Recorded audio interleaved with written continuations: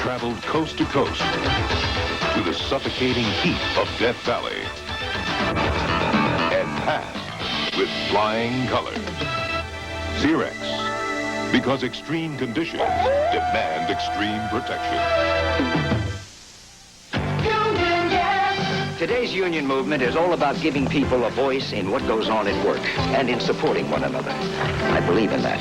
I said union, yes. America works best when we say union, yes. It's only week 2, but already an important matchup in the NFC East. Washington coach Joe Gibbs is 12-4 lifetime against the Eagles, while Philadelphia coach Buddy Ryan is 0-3 at RFK in Washington. Hey, you were with Buddy in Philadelphia. What was it like down there this week? Well, it was very refreshing, and I think this piece will show you why.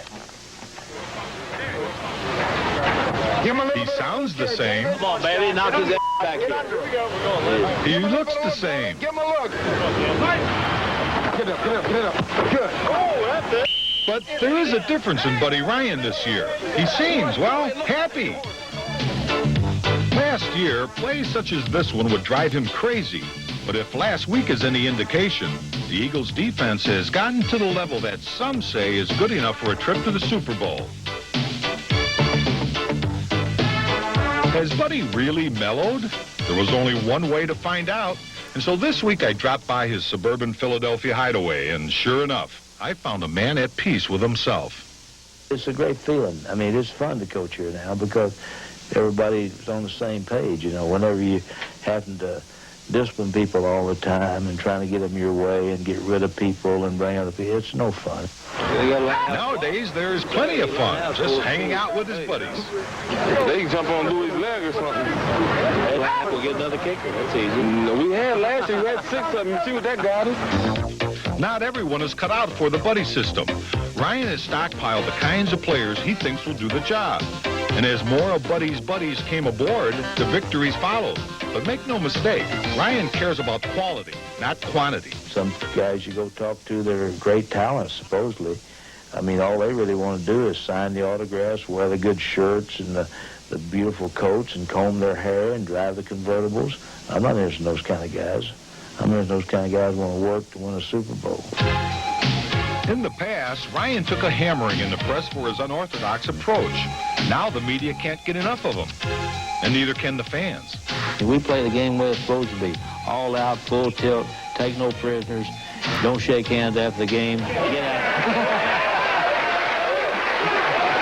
Even his old players took a while before catching on. He was just so hard to understand, but then after you saw that there was a definite method to his madness, then, you know, everybody began to rally around him, and we took a liking to him. In his football travels, Buddy Ryan has always known success, and his coaching has touched the lives and careers of some of the greatest players the game has known. At each stop, this wandering genius has produced winners, and today, it's no different. It took us a while to figure Buddy out, but we know that he's for us. He stuck his neck out for us, so we'll live and die for Buddy. I really believe in my heart if it wasn't for Buddy, I probably wouldn't want to play here. He gave me another chance, and I respect him very much for that and that opportunity. I thank God for him. And I handle each one just like, you know, they're my kids. And that way it's always bad, but it's always fun, too. We got a ball for you.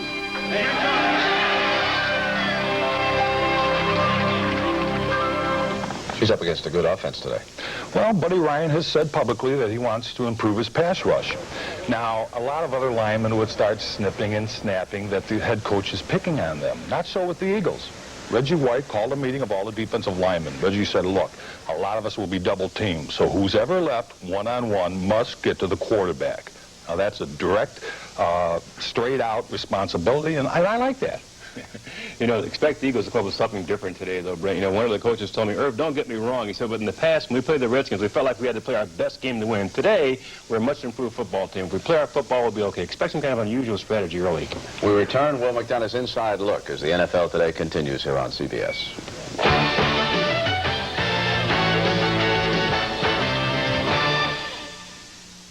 How much insulation do you have in your attic? 3 inches? 6 inches?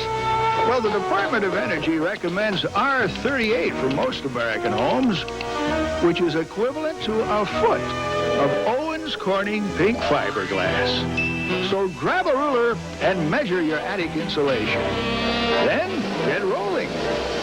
Because 12 inches of pink fiberglass can help you get a foothold on your energy bills. Over its life, a Motorcraft battery delivers enough energy to light up a small park, like Candlestick Park. Shouldn't you install that peace of mind? Motorcraft quality parts from Ford.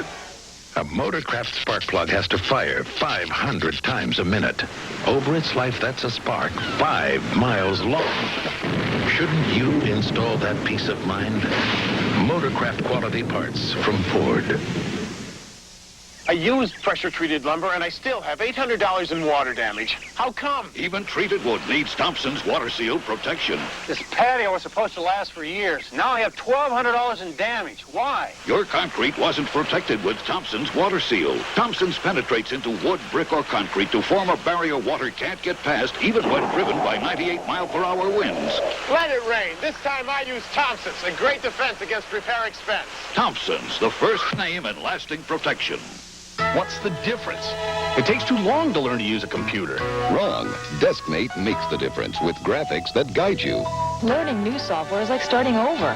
Not now. Deskmate uses the same plain English commands with different programs like load a spreadsheet for Deskmate. A computer? I wouldn't know what to do. Now you will. Deskmate makes the difference. Deskmate is simple. It's PC compatible. Deskmate is even easier on Tandy computers. The friendly face in the PC crowd at Radio Shack and participating dealers.